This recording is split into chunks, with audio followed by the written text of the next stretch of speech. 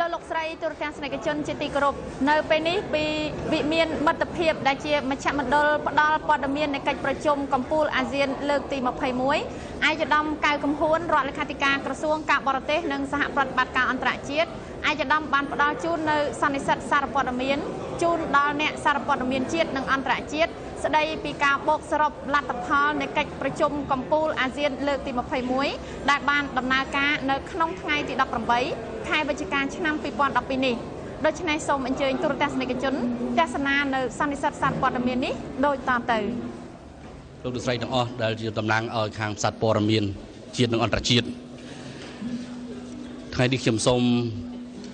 ជម្រាបជូនពីលទ្ធផលសំខាន់នៃកិច្ចប្រជុំ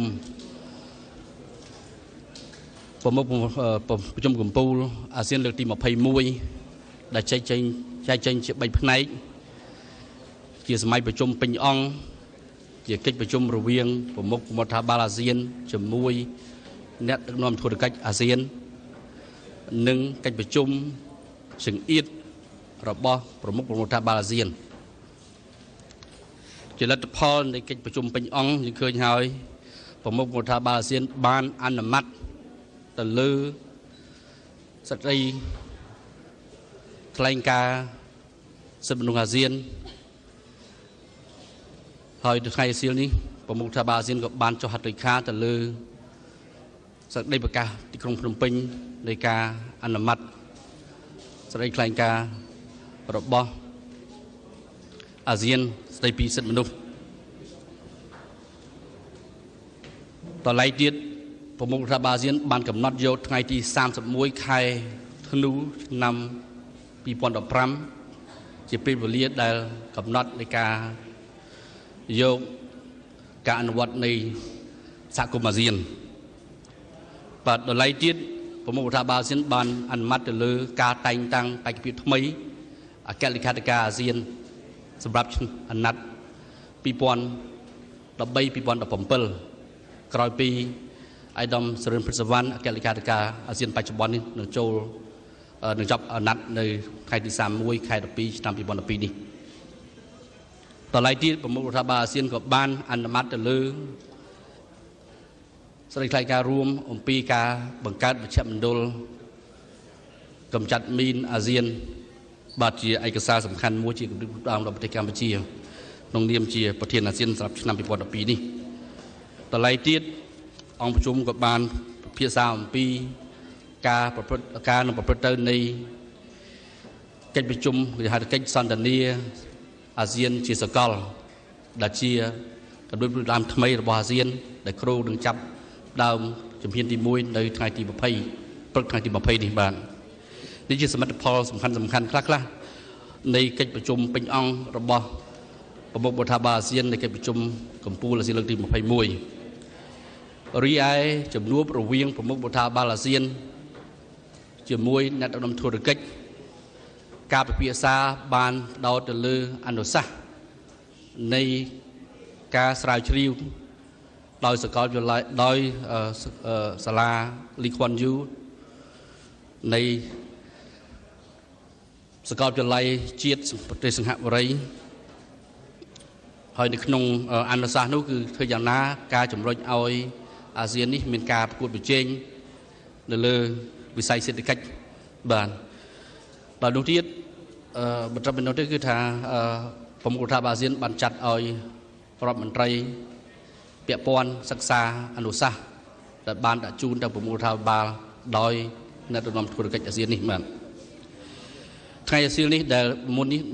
ប្រមុខរដ្ឋាភិបាលអាស៊ានបានពិភាក្សានៅក្នុងកិច្ចប្រជុំចង្អៀតទៅលើ4ចំណុចសំខាន់ទី1អំពីសមុទ្រចិនខាងត្បូងបាទនៅក្នុងសមុទ្រចិនខាងត្បូងនេះការផ្លាស់ប្ដូរមតិ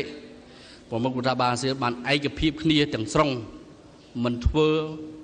អន្តរជាតិទោបនីយកម្មទៅលើបញ្ហាសមុទ្រចិនខាងត្បូងនេះជាគោលជំហរថ្មី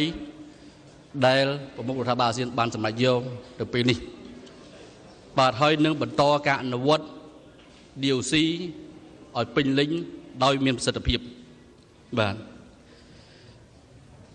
nơi không chậm đến đây cứประมุขรัฐบาลอาเซียนបានឯកភាពគ្នាទៅលើខ្លឹមសារនៃសេចក្តីថ្លែងការណ៍រួមនៃកិច្ចប្រជុំកំពូលអាស៊ានចិនលើកទី15អំពីខួបអនុស្សាវរីយ៍នៃ DOC 10ឆ្នាំខួបលើកទី10នៃ DOC នេះជាខ្លឹមសារបានឯកភាពនេះហើយបាទដល់ឡែកទៀតប្រមុខរដ្ឋាភិបាលអាស៊ានបានផ្លាស់ប្ដូរមតិគ្នាអំពីសភាពការនៅប្រចាំប្រទេសជាពិសេសសភាពការនៅហ្គាហ្សាហើយបានអំពាវនាវឲ្យបញ្ឈប់អំពើហិង្សាដែលកំពុងតែដំណើរការនៅប្រចាំប្រទេសនោះហើយអំពាវនាវឲ្យភាគីពាក់ព័ន្ធត្រឡប់ទៅការចរចាវិញ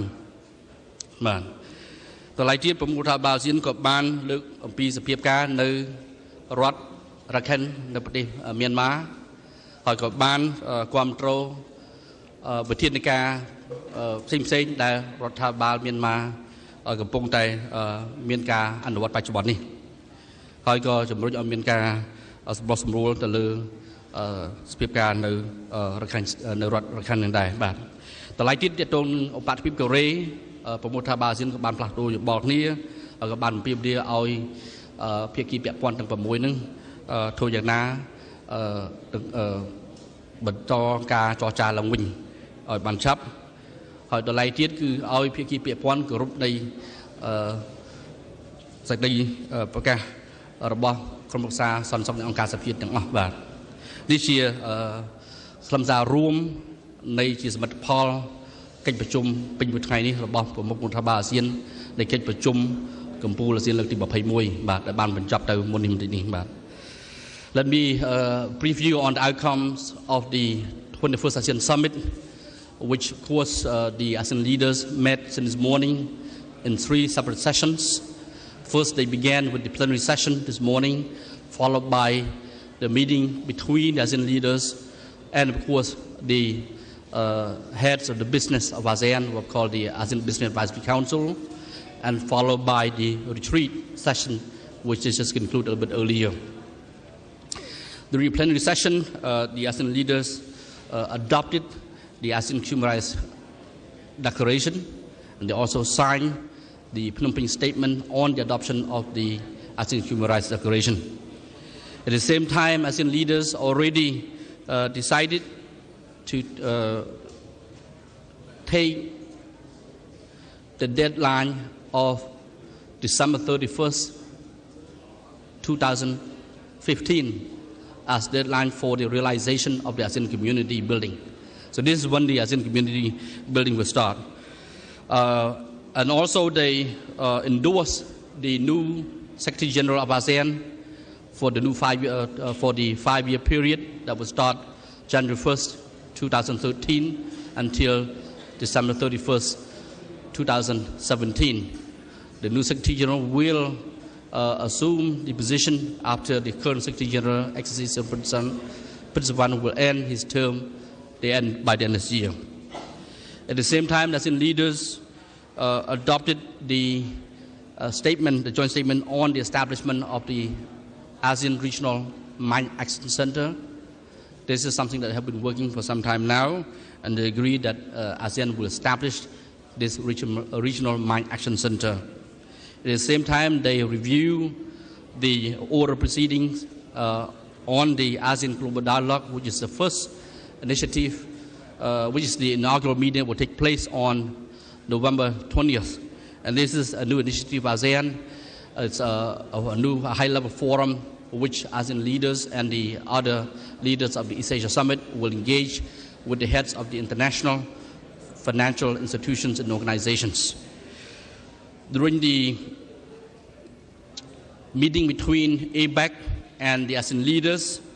the leaders listened to the recommendations which based on the survey conducted by the Lee Kuan Yew School of the National University of Singapore, which was initiated by the ASEAN Business Advisory Council. And on the recommendation, of course, the main priority is how to enhance the ASEAN competitiveness. The current stage of global financial economy. And of course, the ASEAN leaders tasked the relevant ministers to study the recommendations that has been submitted to them by the APEC. During a retreat session this afternoon, the ASEAN leaders spent a considerable amount of time discuss 4 main issues. One is on the South China Sea, the DOC, and of course the COC. The ASEAN leaders decided that they will not internationalize the South China Sea from now on, that they will focus this entirely within the current existing ASEAN-China mechanisms, which is at the level of the senior official, the ministerial, and the leaders, and where they will continue to engage in discussion on the South China Sea. Also, they agreed to adopt the joint statement of the 15th ASEAN-China summit on the 10th anniversary of the DOC on the ASEAN side, and of course also with China, they have all reached an agreement on this particular declaration, which underlined the importance of ASEAN and China to work together on the DOC. At the same time, they agreed to continue to fully implement and of course with effectiveness of the DOC. Another issue that they discussed also is on the situation in the Middle East. They have appealed to all parties concerned to end violence in the Gaza Strip, particularly to stop the killing of the innocent violence in that particular part of the world. Also, the ASEAN leaders listened to the briefing by the president by the leader of Myanmar on the situation in Rakhine State, and the leaders support the measures that have been taken by the Myanmar government. At the same time, the leaders finally discussed on the issue on the Korean Peninsula, and they call on the resumption of the 6 parties. At the same time, for all parties concerned to respect the UN Security Council resolutions. So these are the gist or the summary of the outcomes of today's meetings, the 21st ASEAN Summit. I will be now ready to take your questions. Hello, Achara from Bangkok Post. I have 2 questions, sir.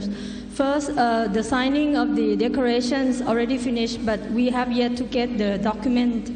in print or digitally. Secondly, you mentioned about the declaration, the joint statement of the DOC to celebrate the 10th anniversary of DOC. So I just wonder, like the draft of joint statement is already finished. So if finished, can you share some points of that joint statement between ASEAN and China? Thank you. Okay. On the ASEAN Human Rights Declaration, they should be ready to be distributed at this point, since the ASEAN leaders have already signed the preliminary statement on the adoption of ASEAN Human Rights Declaration and a separate document on the ASEAN Human Rights Declaration. So these documents should be ready, should be distributed now, I think. Second, on the joint statement on the 15th ASEAN-China Summit on the 10th anniversary of the DOC. This is a document which has been negotiated for some time already, but ASEAN and China were able to finalize and reach consensus on this document just this very afternoon. So this document will be released when they meet at the level of ASEAN-China Summit that will take place, I believe, on the 19th. So that's when the time when it will be released. But I just want to inform you that on the ASEAN side, we have, in fact, agreed upon already by the heads of states and government of ASEAN. Yes. But, yes. Hi, I'm Ben Bland from the Financial Times. Could you just explain a bit more what you mean when you said that leaders agreed not to internationalize the South China Sea issue? What does that mean? Does that mean it won't be raised at the East Asia Summit? Can you give a bit more explanation about that particular point, please? Thank you. Okay, I will not try to put my words into our leaders, ASEAN's leaders, but what we're trying to summarize the the meaning what they intended as I come to, during the summit, the discussion in the summit.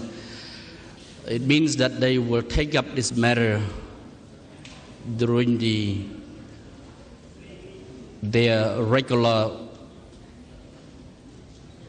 mechanism that they have now, meaning that they will have full discussion within the appropriate mechanism that they have established between ASEAN and China. So this is the agreement that the ASEAN leaders had just reached during the retreat, that they believe that they do not want to complicate the matters. It's important that ASEAN will have to engage the party concerned directly and to resolve this issue through the established mechanism that they have, and of course at the levels of senior officials, but also the ministers and the leaders. Yes.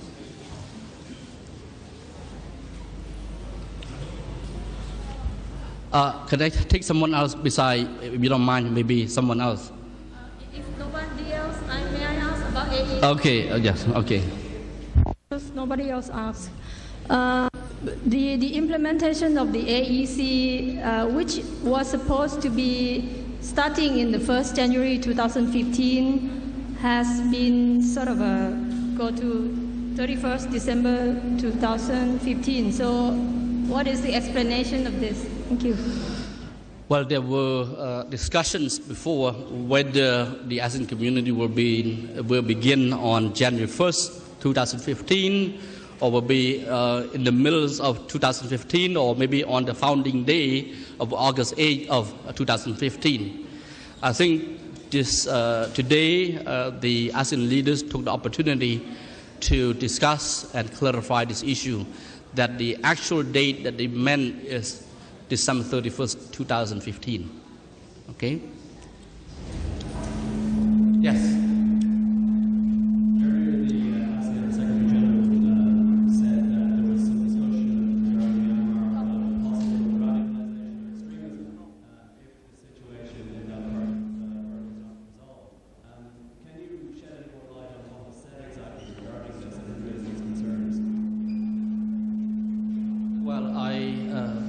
I did not